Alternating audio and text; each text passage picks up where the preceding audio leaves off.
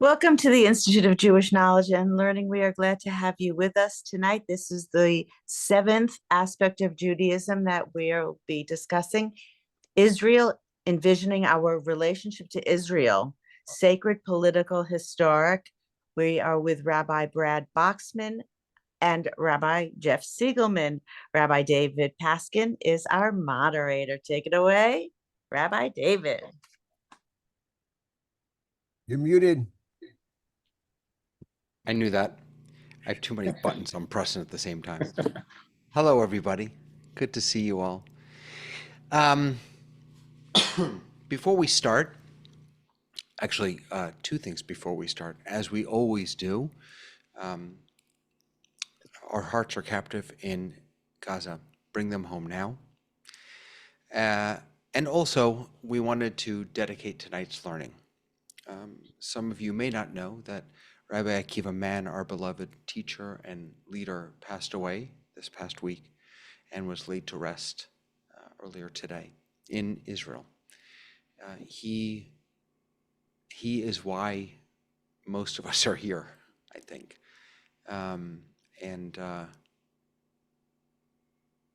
We should learn tonight. We should question tonight. We should struggle tonight. Oh, he would want us to struggle. We should maybe do a nigun or two tonight. He would want us to do that too.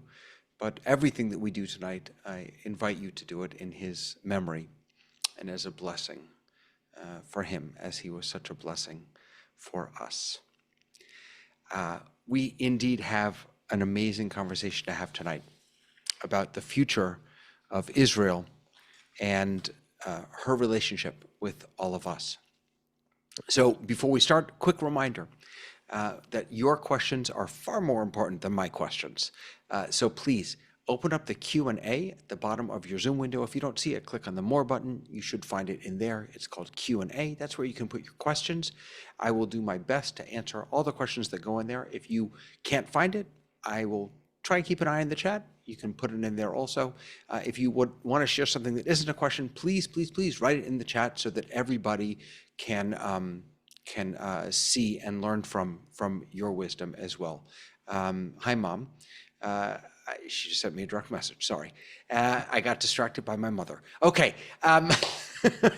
So let's get started. I'm so excited to have Rabbi Boxman and Rabbi Siegelman here. I'm going to let each of you introduce yourselves. Most of us, or some of us at least, know Rabbi Siegelman, so I'll let you go first, and then Rabbi Boxman will come over to you. Actually, I was going to say just the opposite. Let's do just the opposite. You know what? Just the opposite. Rabbi Boxman, say hello to us. Erev Tov, everybody. It's a pleasure and honor to be with all of you. This series has been fantastic. So many of my congregants have benefited from these 6 sessions preceding. I think we have well over 40 from my congregation that are participating. I can't thank the IJKL enough for this great series. It's brought in new learners that can't make it to class that we teach. So thank you. I am privileged to be the rabbi of a congregation called Tikva in Parkland, Florida. This is my 15th year. I have a fabulously wonderful, involved congregation in so many ways I'm so proud of. Proud to have a wonderful family. My beloved wife of 40 plus years, Linda, has blessed me with 3 beautiful daughters. Ariel, who is a colleague of mine and ours, Rabbi Ariel Boxman, is the rabbi at Temple Shalom in Naples, Florida. And she has 2 of my grandsons, Yaakov and Matan. My middle daughter, Talia, is a ER nurse at Joe DiMaggio Hospital in Hollywood and doing God's work, saving lives. And my youngest daughter, Ashira, is a 4th-year rabbinic student at Hebrew Union College in New York. Next May, she'll be ordained. And so I guess in my spare time, I make rabbis, you could say. So in any case, that's what you need to know about me to start. Yeah, it sounds to me like you are single-handedly responsible for the fact that there are too many rabbis and not enough jobs for them. Yes, exactly. Rabbi Boxman. Rabbi Siegelman, say hello to us. Hi. Some of you I know, some of you I don't know. My name is Jeffrey Siegelman. I've been with IJKL now. This is my 4th year, and I have the privilege of leading the Parshat HaShavua discussion on Friday mornings. as well as some holiday programs. I've been doing that since I retired from the pulpit. I was a pulpit rabbi for 40 years, and mostly in Westchester County, New York. And now, in addition to IJKL, I'm also on the faculty of AJR, the Academy for Jewish Religion, a pluralistic seminary. Um, and um, and I'm very glad to be here. This is terrific. I also have 3 children, one of whom is a rabbi. So you, Kol hakavod. I have a son-in-law who's a rabbi, if that counts. But I Well, I but have 4 children and none of them are rabbis, so touche. but I should say, apropos to one of my children, my daughter lives in Israel and she has 6 children, so the conversations about Israel and our travels to Israel have a very important emotional tie. Yeah. Rabbi Siegelman, I'm glad you said that because when I just want to offer two starting thoughts. The first starting thought, and then I'll come back to what I was just about to say, is that I think it's going to be very difficult to not have this entire conversation hover around the war. I think that's very naturally where all of our heads are. For what it's worth, Israel is so much more than this war, and there's so much more to say about Israel than what's going on now. Having said that, I completely understand if we get stuck in the present. And the other thing I wanted to just share, and this is jumping off of Rabbi Zigmund, what you just said, is I also have a daughter in Israel who's a chayalet bodada. She's a lone soldier. And I remember maybe a week or so after the conflict started, after the attack, I wrote something to the effect of, now this is personal. I found myself in a very different place because Israel has always been very precious to me, but now it felt different. It felt personal. So my first question is perhaps connected to that. And Rabbi Boxman, maybe I'll start with you. Do we American Jews need Israel? How important is this relationship? And does Israel need us? The first part of that question is undoubtedly yes. I consider Israel the foundational story of the entire Jewish people. The first command to Avram is Vayomer Adonai el Avram, Lech lecha el haaretz asher areka. Go to the land that I will show you. That's how it begins. That's how the Jewish people story begins. Go to the land, haaretz. And so much of our history revolves around this place that's become central to our identity as Jews, whether we were independent and sovereign or longing to return over a period of time. So I don't think there's any getting away from the idea that Israel, for so many reasons, is central and foundational to our story. As far as it being relevant, what was the second part? Oh, does Israel need us?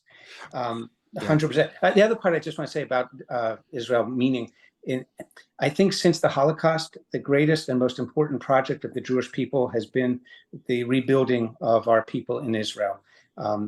There's no other greater story to be told than how we have risen out of the ashes of the Holocaust to build one of the most amazing places on earth.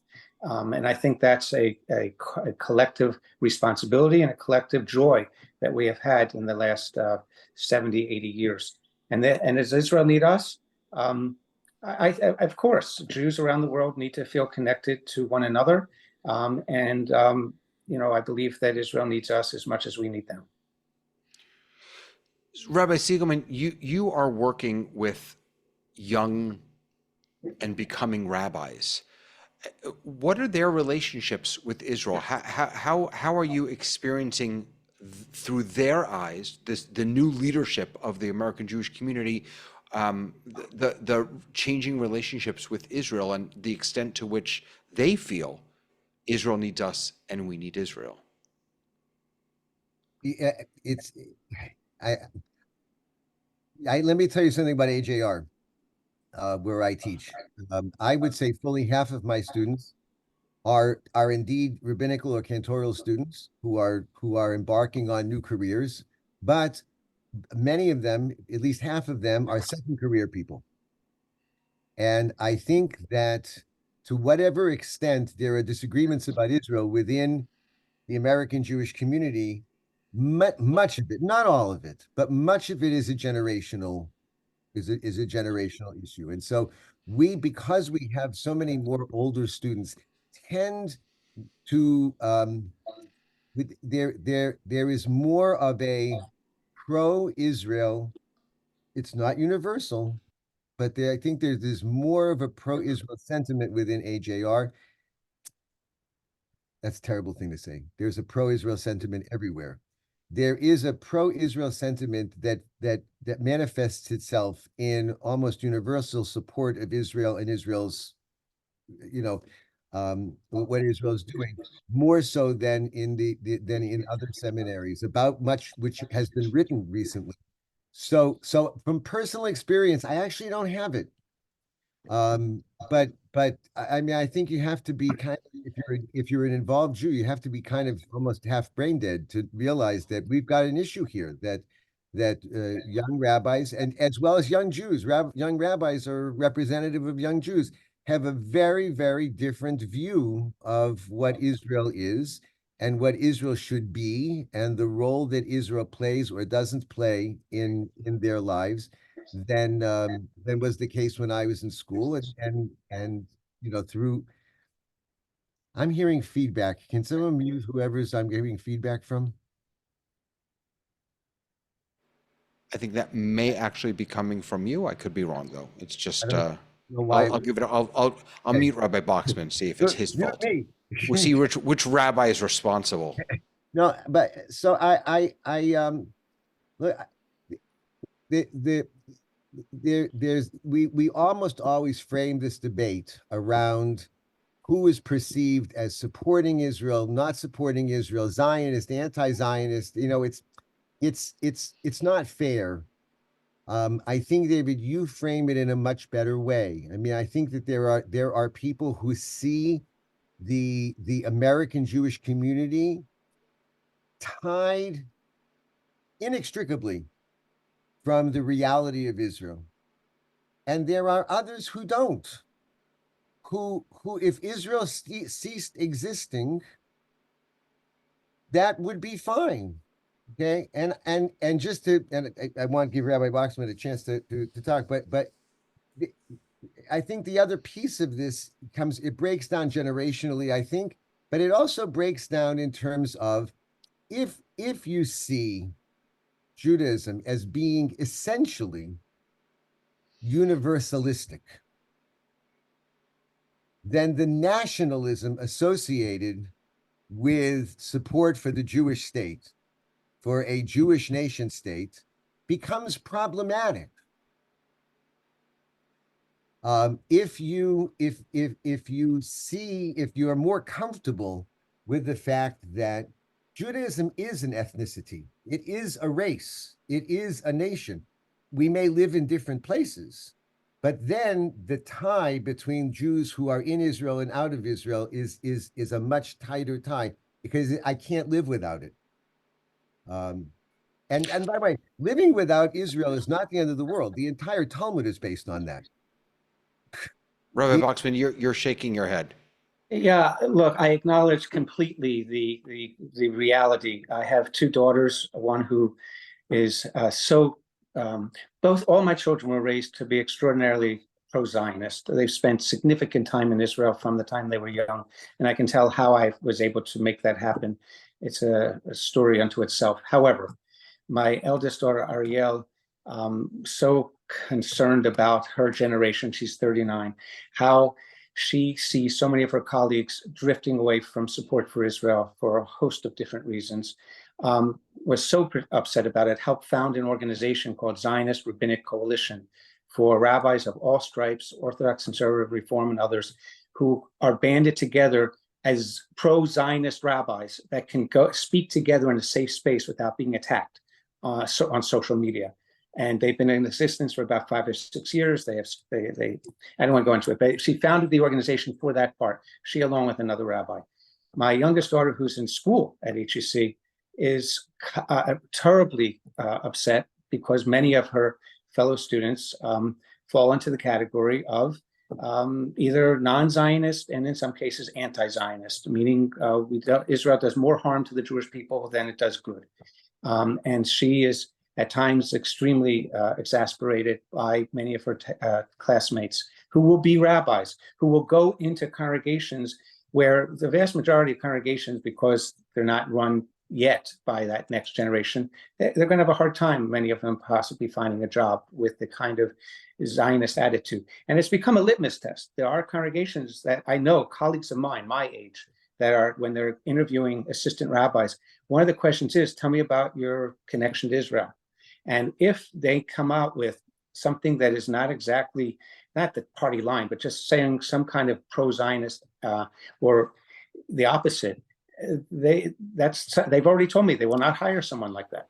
Rabbi Boxman, that's shocking to hear. And Tammy is asking the question, I'm going to just take the end of her question. How do we educate our children to understand that we are allowed to have a place in this world, like Italians have Italy, and in her, what she writes as Greeks have Greece? How could we, I'm going to change her question a little. How could we possibly teach our children that we deserve a home when our own rabbis don't believe that?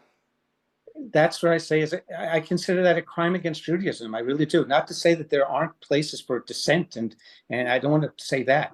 But what I want to say is that it's just appalling to me to think about that 70 years ago, 80 years ago, 6 million more Jews would be alive if we had a homeland.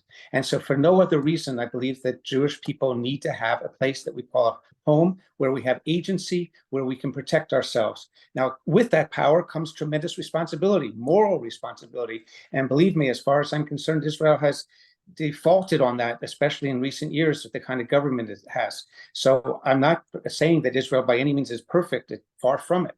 But I, for one, will not live in a world, or do not choose to live in a world, where we don't have a place, a safe place for Jews, and has agency to protect ourselves from a world that still, in many ways, is against Jews. So, Rabbi Siegelman, do you want to jump in here? I mean, I agree with everything that that Rabbi Boxman said. I mean, and he said it very beautifully and very eloquently. I think one of the things that one of the things that people don't talk about, and I'm not sure because it's too new to necessarily draw the connection between what's going on in Israel and the rise of anti-Semitism here in America. Okay, it's hard for me to believe that there's no relationship. I'm not sure I can articulate exactly what it is, but it's impossible for me to believe that there is no relationship at all. And one of the things that comes to mind is Rabbi Boxman mentioned, 6 million Jews would be alive if there had been a place for them to go. And the fact of the matter is that because there was no place for them to go, the blood of a Jew in 1943 was worth nothing. Nothing. Given now the state of Israel, 1948, 1967, certainly, the price of the blood of a Jew was some of the most expensive blood on the face of the earth. And that was directly because of Israel. That even people who believed that they were supposed to hate us found it difficult to hate us and difficult to act on that hatred because the blood of the Jew was so valuable because of the state of Israel. And I think we risk that. I think that there is some relationship between our public position that we don't need Israel, that Israel is doing more harm to us than good, as Rabbi Boxman said, and I agree that that's a good way to articulate it. But I don't think that they're realizing that without Israel, the price of the blood of a Jew is diminished dramatically. And that's going to have a political effect inside the United States. All right, so we have some rabbis, not all, certainly not all, maybe even the minority, I would hope, that are struggling with their own belief in the value of the state of Israel. We are not them, so let's focus on the actions and the work and the steps that we can take. So we have a younger generation. You said, Rabbi Siegelman, that in many ways the difference in approaches or perspectives on Israel is generational. So we have a younger generation Let's talk for a moment about their connections. And Rabbi Boxer, I'm particularly interested in, as a congregational rabbi, because I live in Boca and I know Parkland pretty well. You've got lots of young families in your community. What are you hearing? What do people feel and think, the younger generations, about Israel? And perhaps more importantly, what is your and my and Rabbi Siegel and all of our responsibilities? How do we, if it needs to be turned, how do we begin to turn it? I think it begins with what a synagogue stands for and what it believes. Because of my Zionist proclivities, I chose Kol Tikva because it's one of the few congregations that actually puts in its mission statement, we value our relationship with the state of Israel. And that's one of the reasons that drew me to this congregation. From that point, we have a very vibrant Israel contingency in our congregation called ARTSA, the Association of Reformed Zionists of America, but it's basically our congregation's connection to Israel. I've led 8 trips in my 15 years to Israel with over 200 members of my congregation, young families with kids who, which I believe is the only way truly to get to understand Israel, is to be there as much as possible. So we have led trips, we have Israeli speakers, we have Israel movie night. It pervades everything that we do. In fact, my director of education, Yael Horitz-Lang, literally just came back from a week for educators in Israel to learn post-October 7th how we're going to teach Israel to our children. So almost everything that we do since October 7th, we light an extra candle to remember the hostages. We leave an extra chair on the bima remembering. We have not, every single service has ended with Hatikva since October 7th. In other words, we teach the idea of what Israel means, which means that it's our homeland. It's a place that we are proud of for so many accomplishments that it's had over the years. We teach our children so many things that Israel brought into the world by way of its startup nationhood, by way of its ingenuity. And we talk about the idea that Israel is a place for great fun. That's how I got my children. People ask me, how did I grow children that are Zionists? We took them at the earliest ages and brought them to Israel and just showed them the fun side of Israel, not museums, not talks. I took them to water parks, and we took them to kayaking down the Jordan River. And we did everything that was fun so that they associated Israel fun. And then as they grew in their own way, they each made their way to understand their connection to Israel. I knew I was successful when we were in Israel one time, and I forget, a gap year for one of my daughters. I know Jerusalem pretty well, having lived there quite some time and visited many times. And I got turned around and my daughter said, Abba, I know the shortcut. When I knew my kids knew the shortcut in Jerusalem, I felt like I did my job. And I think the idea is I preach on it often. It's part of everything we do in the synagogue. And is it working? I mean, do you feel like, I'm not asking if the people who are Zionistic or who like you joined Kol Tikva because of the strong Zionist connection, but the folks who are questioning, who are struggling, who are wondering, do you see any shifting? I think there's some. Look, there's definitely a generational divide. Okay, I definitely say that anyone 40, maybe even 50 and up, there's a strong connection to Israel. Below that, I'm not saying that there's an anti-vibe, but maybe less of a vibe, non-vibe, because it's just not, it hasn't been central to their life story from because of their age. And if anything, the stories they've heard have been difficult to bear because of some of Israel's actions and the occupation and so forth and so on. So, so there's definitely that side of it. I don't think I have anyone in the congregation. I think the struggle that most of the young people are having in the congregation are parents of kids who are in their 20s, teens and 20s, who are questioning, especially post-October 7th, and even before, Israel's role as a democratic Jewish nation living up to its own moral values, and seeing it because of the occupation, principally, and this horrific right-wing government, my opinion, that is giving Israel such a black eye in the eyes of the world. And so how do they, as parents who value Israel, try to teach their children that they should also value Israel, or at least not walk away from it? That is a struggle that I am hearing from some of my parents. Rabbi Siegelman, Henry reminded me in the chat that there's Dr. Lilienthal teaches about a really key difference between the way American Jews think about Israel or relate to Israel, and perhaps Latin Jews or Jews from other places. She, and her teaching, this is from Henry, and thank you, Henry, is that there's a strong connection between the Jews of South America and Israel because the Jews might have to flee their countries to Israel.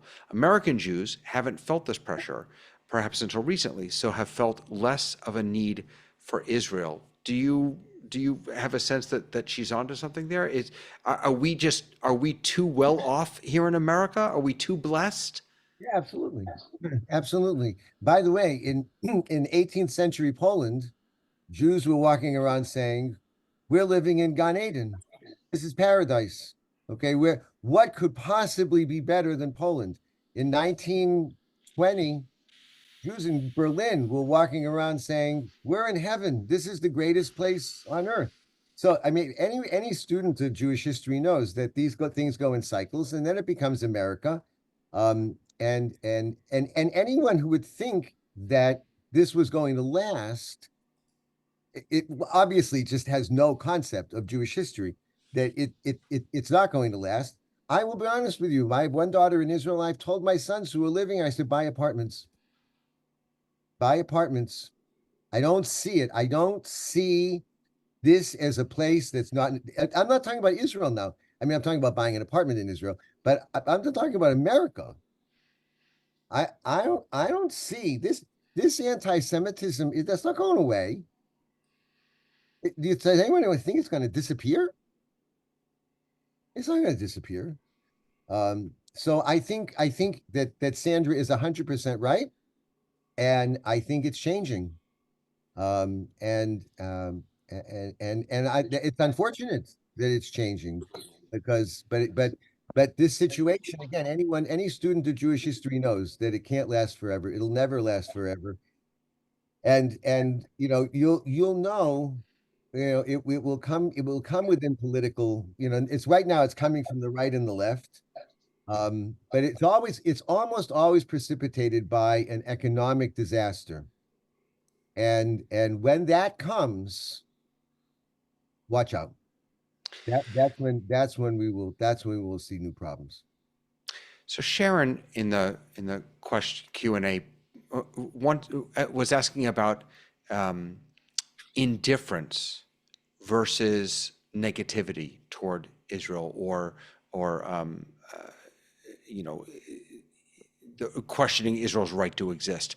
And I want to, before we really jump into the future, I think we need to address the elephant in the room.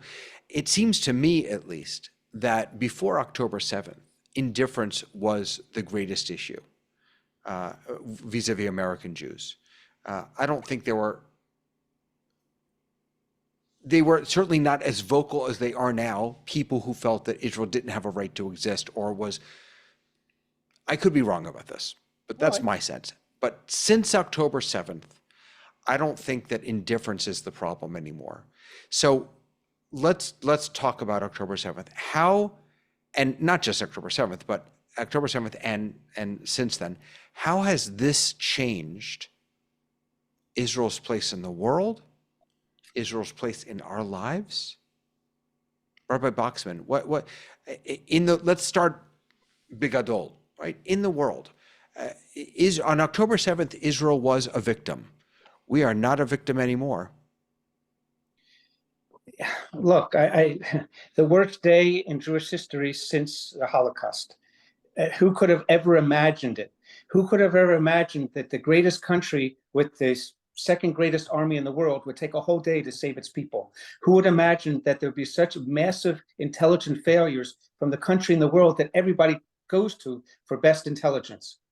That too is so devastating, and to see the brutality with which so many died, and I mean, it was.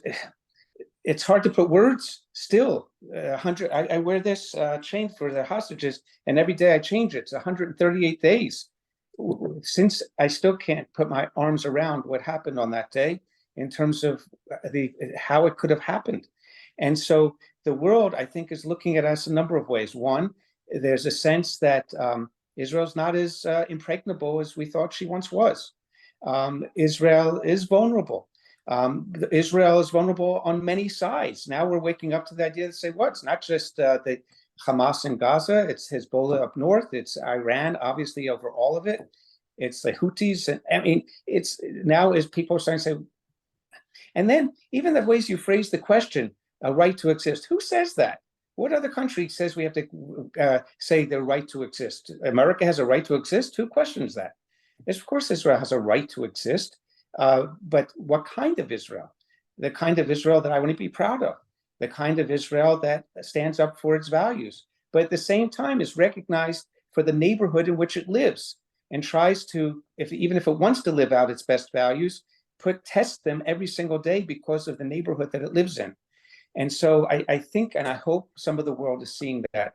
The other side of the world is seeing a government that does not understand what happens the day after the war and making no provisions for it, and has a prime minister, my opinion, who is, I'm sorry, I think prolonging the war for his own personal good, and meaning that that not to have a conversation about how we're going to create some stability in Gaza after the war is over. And I'm just going to say one other thing and put it out there since you said October 7th. The number one thing in Jewish value has always been to leave no one behind. And to leave the hostages behind is a sin of the greatest order. And I believe that if Israel said to the world, we will have a ceasefire tomorrow, the day you let the hostages go, period. No return of hostages, quid pro quo. You return all the hostages that are still alive, we'll give you a ceasefire. And for those that say Israel needs to finish the war, guess what? I guarantee you within a week, a month, there will be some provocation by Hamas that will give Israel license once again to finish what it needs to do. But in the meantime, Israel should do everything it can to return the hostages, because it's destroying the fabric of Israel in the sense of the social fabric that said, we don't leave anyone behind. And that is very problematic for me. So, Rabbi Boxman, you and I don't really know each other very well. A lot of the people on this call know that I'm about as liberal as they come. I am my DNA was changed on October 7th. I am listening to commentators I never imagined I would ever want to listen to. I'm thinking very differently than I was before. I also, though, am not a fan of Bibi Netanyahu. And before I bring Rabbi Siegelman in, you've mentioned him a couple of times, and I'm wondering, to what extent do you feel like the Israeli government is the cause of some of the antipathy that that young Jews have? Bluma was asking both about Netanyahu and his coalition and the government. How much responsibility do they have? To me, it's 95%, because the policies that it is enacting, especially with those who are on the far right, the worst representatives of Jewish values, as far as I'm concerned, is who he's catering to. The judicial reforms that went on, we forget that already, for 9 months. Again, a most amazing Israeli accomplishment that this went on for week after week after week with nary any bloodshed. And the Israeli populace coming out saying what it wants, talk about a democratic country. And yet anyone with a brain in their head could see that this would open the gates to our enemies, seeing how divided we were. And so again, letting the government be so divided, not hearing what the people were saying on the matter of judicial reforms, I think also led to this. So I would say to you, yes, I think that a large part of it is this extreme right government. I'm not talking about just a tilt to the right or left. Israel needs a centrist government, for sure. Israel has to represent all the people. But I think if the elections were held tomorrow, almost every Israeli would tell you that Likud certainly would not have a majority, and there would be a very different government in power. Rabbi Siegelman, what do you think? I agree, really 100%. I think one of the problems that Israel has right now, I think it has two problems. One it has in retrospect, and one it has in real time. And David, this goes back to your initial question about we were the victims and we're not the victims now. I think in retrospect, we made a terrible mistake. The very principle of Zionism is we are never going to be victims again. Victimhood is not something that we will ever participate again. Exactly. And therefore, but Israel played the victim card stupidly. Diplomatically, stupidly. We should have played the anger card. Full force, without the victimhood. Because the problem with being a victim is just as you said, the moment that you're not perceived as a victim, then you lose all of the support that you had. Okay, and we can't out victim the Palestinians. We've never been able to out victim them, and we never will.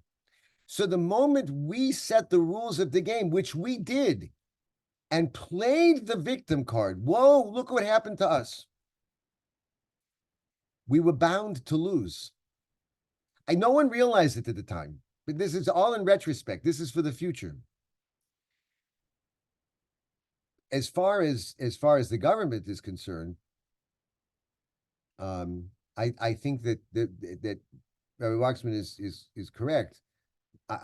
What Israel needs, if Israel is going to do what it's doing in Gaza, whether we think, and I agree, we should ask for an unconditional, an unnegotiable release the hostages, we stop fighting.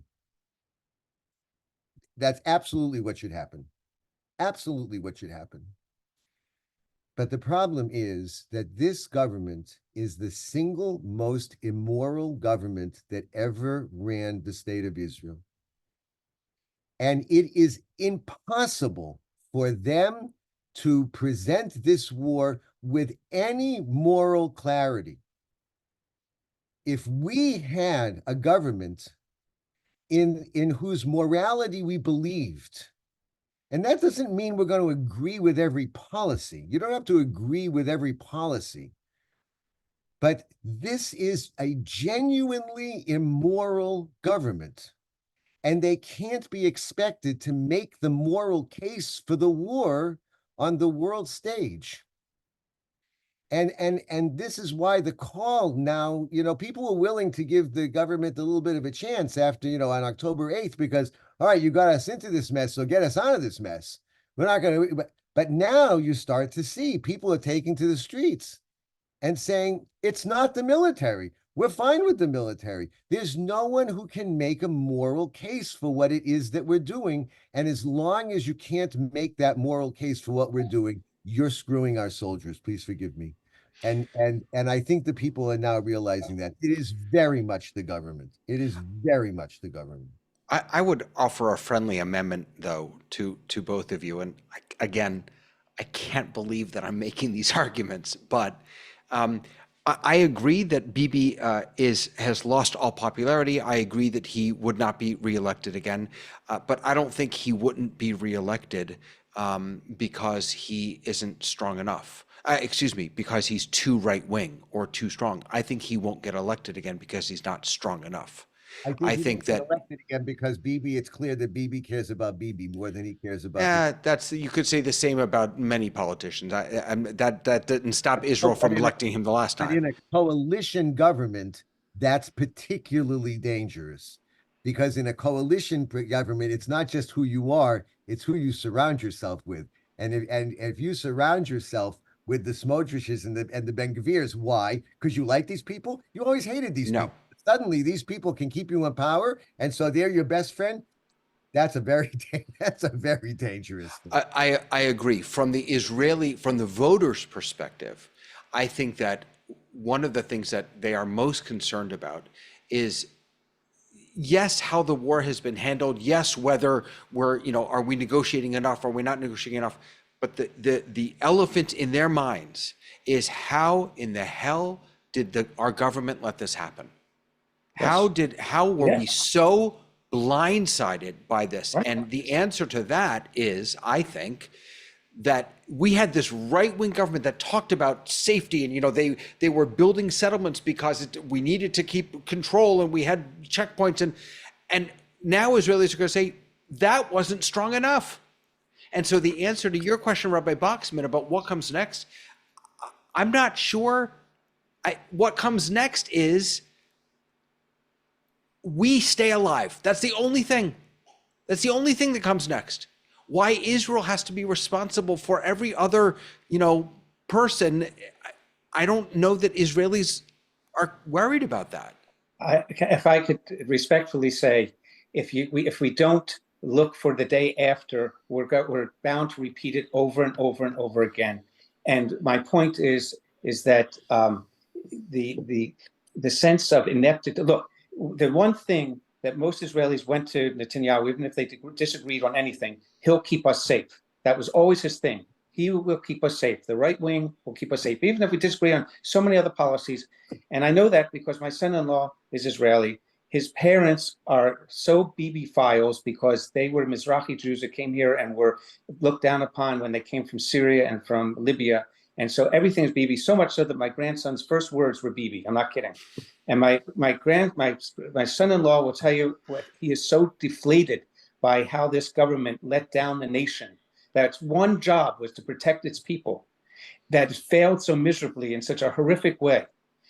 His words to me were, when this war is over, he and his government should commit harikari. This is coming from someone who voted for Bibi his entire adult life up until the last 2 elections and can't even tell his parents that he doesn't vote for them anymore. So I'm just saying that I believe that the government that's in power right now if there was one thing they were good at, they were supposed to keep us safe, and they didn't do that. David, can I come back to something you had said earlier? If I'm not mistaken, we've got about 10, 15 minutes. Yeah, to 15, 20 minutes, sure. So I was very grateful, actually. And we had to talk about October 7th. We had to talk about the government because you just can't keep it in. But can we come back and imagine the possibility of Israel at peace and America at peace? It's mamish. It's a beautiful thought. It's hard to imagine. It's hard to wrap your brain around. But to come back to your question, what is the relationship? I think that the relationship between American Jews, younger American Jews, even to a certain extent, older American Jews, is so much affected by the outside forces. But on a more philosophical level, does Israel add anything to the religious life of American Jews? Does American Jewish religious life add anything to the life of Jews in Israel? Because I can see a very reasonable argument that says, actually, no, that Israel is a particular kind of Judaism and a particular expression of Jewish life and Jewish identity and Jewish commitment. And America, diaspora, Judaism is a particular kind of expression of Jewish identity and Jewish commitment and Jewish observance.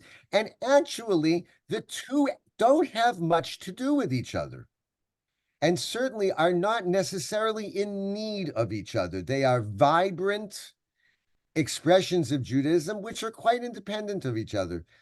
We've actually never proposed that as a modus operandi for how we function, because we're always worried about who the next enemy is, and do we need Israel to fight our anti-Semitism in America? Does Israel need our political clout in order to make sure that the arms sales continue? So there's all kinds of confusion that the conflict causes.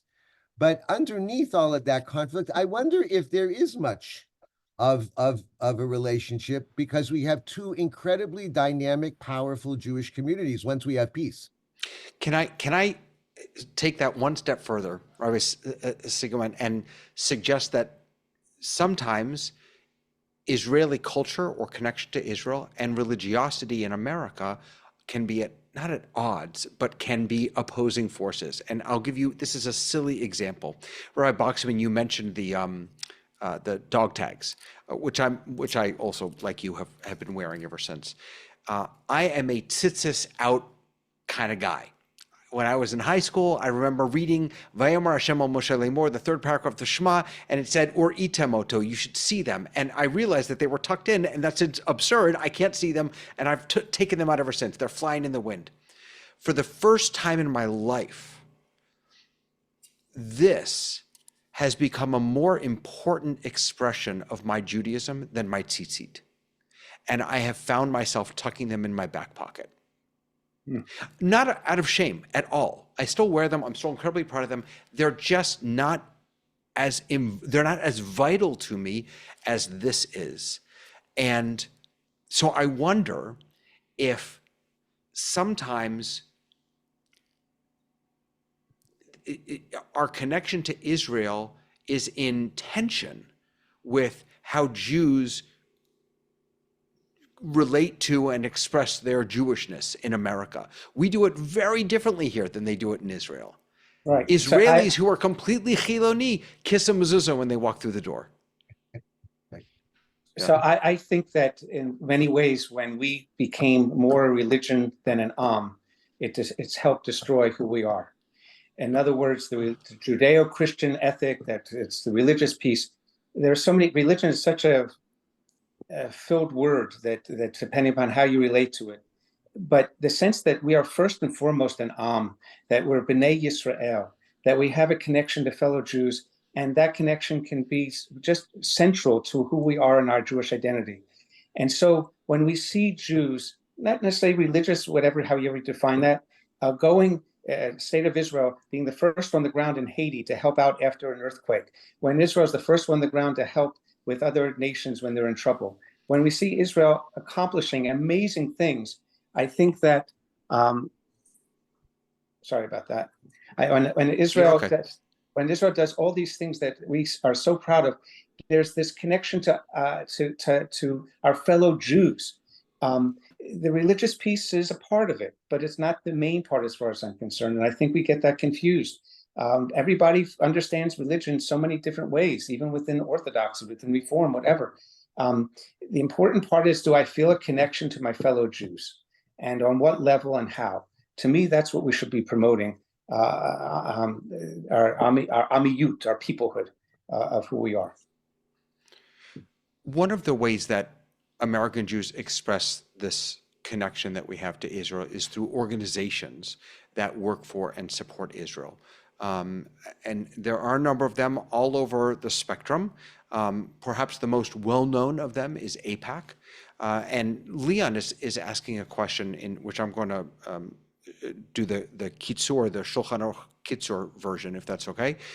He's talking about the role that AIPAC plays in confronting anti-Israel rhetoric, finding, being perhaps more honest about what's working in the Israeli government and what isn't working, calling to task, being a more accurate representation of American Jews' relationships to Israel.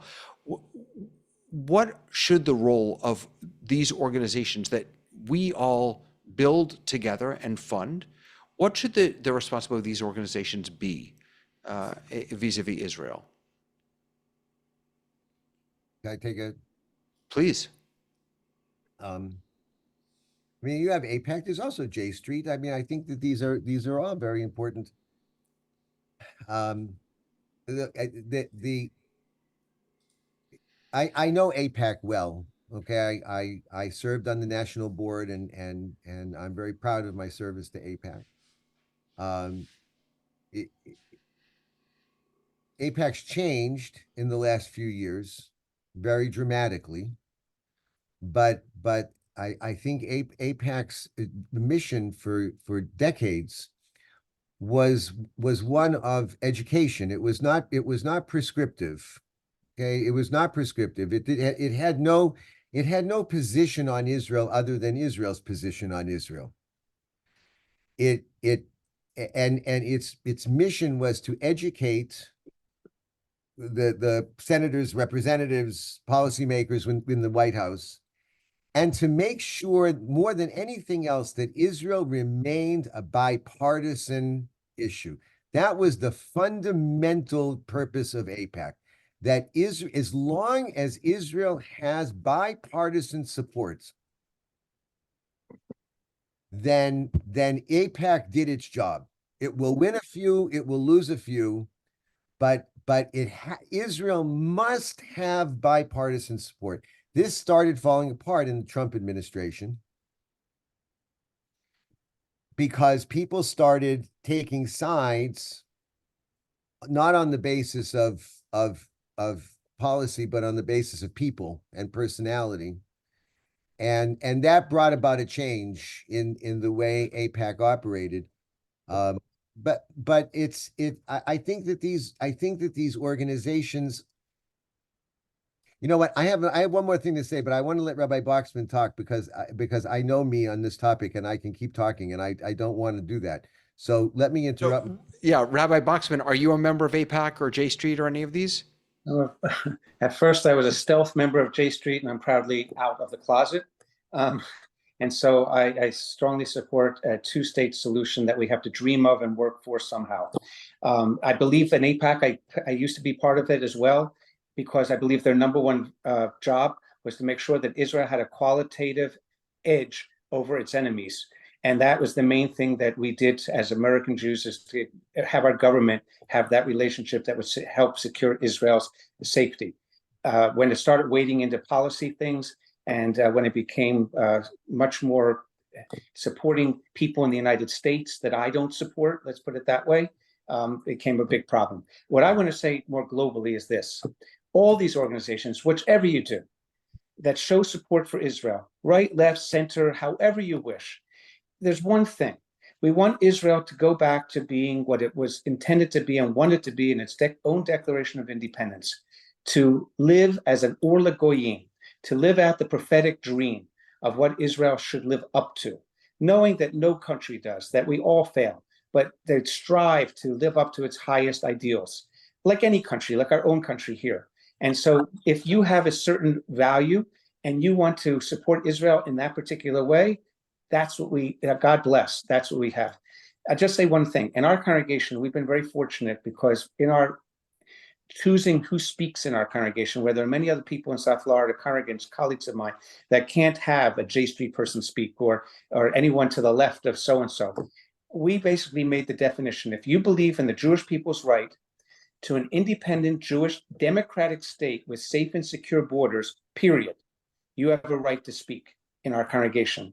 So we've had people far right, we've had people far left, and everything in between, and we get into huge debates and dialogues and so forth, but respectfully, because we're on the same page when it comes to Israel's right to defend herself as an independent democratic Jewish state with safe and secure borders. That's our definition. And so I think that we have to make that, open up that tent as wide as possible for people to find different ways to support Israel through whatever organization represents their values. Before you go on, Rabbi Siegman, I just want to jump in that lots of folks are putting questions in about the politics of AIPAC, and I'm going to respectfully ignore those or push them to the side. That's for another class. They're good questions worth discussing, but we really want to think more globally, not just about an organization, but about the land of Israel and our relationship to it. So, of course, AIPAC and these organizations are an important part of it. I don't want to get hung up on the politics of it. Rabbi Siegman, I'm sorry. And by the way, I was never part of J Street, unlike Rabbi Boxman. I didn't have to leave, but I will tell you that I was much more comfortable in AIPAC 5 years ago than I am today, and that saddens me. I mean, I understand why the world evolves the way it evolves, okay, and it doesn't need to ask my permission. But I'm guessing what some of these comments are, David, and I'm sympathetic to them, I think, without knowing what they are. There are issues.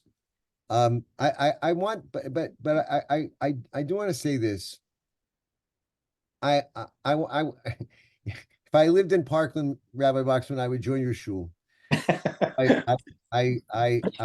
Mamish, you are doing amazing things, and I'm deeply honored to be able to be in this conversation with you. And you're right. We have to set out the minimum guidelines of how we can have a conversation, and then have the conversation. But we still have a problem. At the end of this hour, we didn't solve the problems of the world. We still have a problem. All right. We still have a lot of young people, and they're not all young people, but we have a lot of young people who are not feeling any warm fuzzies about Israel, and who are perfectly happy to associate themselves with anti-Zionist movements, whether because they actually believe the anti-Zionist movements or because of the intersectionality that the progressive left has woven together to create this kind of cross support for causes. And David correctly asked, I think he asked you better than me, what are we going to do about it? I don't know what we're going to do about it. I really don't know what we're going to do about it. But I would say one thing, and that is there are a lot of parents of these kids who are paralyzed in sadness and frustration by what their kids are doing. I think the first step is for these parents to turn that frustration from paralysis into activism. And model for their children. Don't just cry, don't just fetch, but actually go out and most parents are willing to say, well, if this is what my child wants, I don't want to have an argument with my child. I don't want my child to hate me. Sometimes there are things bigger than us. And I think that if the sadness that permeates, and I'm not just talking about the parents, I'm talking about everybody of that generation who is saddened by it, who's not going out and doing something about it, but just sitting home and whining. We have power. We have power. Many of us have time. We have way more discretionary income than any of these kids. Okay, we should go out and fight this and explain and role model that this is how a Jew is supposed to fight Israel. This is how a Jew is supposed to be pro-Israel while still being pro-gay or don't get sucked into this. Role model to show how it can be done. And I think that would be a very good start, because I think starting in religious schools is too late now. We need to get the people who are the empty nesters out on the street and being very loud, very, very, very loud, and be in their children's faces if necessary. And I think that's going to start changing things. Rabbi Bachstein, I'm going to give the last word. Yeah, I just want to say that two things can be true at the same time. We can love Israel and be critical at the same time. And a lot of times our kids don't realize that you can do two things at the same time. And understanding Israel means, unfortunately, understanding some history. I think the best advice is being in conversation with our children, listening to them, hearing what they have to say, acknowledging when we agree with them, try to push back on things that maybe they don't see the fuller picture of. And I would add this, I would like to close with this. We have a set of not just the mission statements, but our guiding principles. On the one, on our relationship to Israel and Zionism. I'm just going to share this with you as a conclusion. It says, we cherish our relationship with the state of Israel, period. As the historic homeland of our people in Eretz Israel, we pledge unwavering support and vow to protect her right to exist as an independent Jewish and democratic state with safe and secure borders. We insist that her government equally accords full rights and privileges to all streams of Judaism, and that the lofty ideals enshrined in her own Declaration of Independence guide and direct her decision-making and resulting policies. As Ohavei Tzion, lovers of Zion, we affirm our right to lovingly criticize her leaders and policies when they stray from the highest values of our Jewish heritage. We'll also call upon Israel to pursue peace with all her neighbors, and especially pursuing a just and lasting peace with the Palestinian people. We look forward to the day when the prophetic vision of Isaiah will be fulfilled, when nation shall no longer lift up sword against nation, nor shall they train for war anymore. That's our guiding principles, and it says two things to young people. Yes, we value Israel for very important reasons, and yes, we can be critical of Israel when it's necessary. Sure. Yeah, Shkayach. Wow. Rabbi Siegelman, Rabbi Boxman, what an honor to learn with both of you today. Really, I'm so grateful on behalf of IJKL. I'm so grateful for your time. An incredible bracha that we all created here today, not only for ourselves, but in Rabbi Mann's memory. Really, just so grateful to both of you for your insights. Friends, we have more of these coming up, and we hope that you'll join us for those. This Saturday, we have a Shabbat coming up. You're welcome to join us for that. And we have lots and lots of other classes going on. Just visit us, ijkl.org, for all that information. Kim, who welcomed us, I hope is asleep at this point because she's in Israel I can herself. see her. She's wide awake. Oh, my Lord, she's actually awake. Kim, did you want to say goodbye to everyone? I just wanted to add that Rabbi Akiva made Aliyah 2 years ago, and it was the most joyful thing, the greatest love of his life, to be able to live here and to experience the holidays here and the people and the music. And so to dedicate this class in particular in his memory is really spot on. But it is 3 o'clock in the morning here, so I can sign Oh, off. my Lord. All right, Laila Tov, everybody. We'll see you next week. Thank you. Take care. Thank you.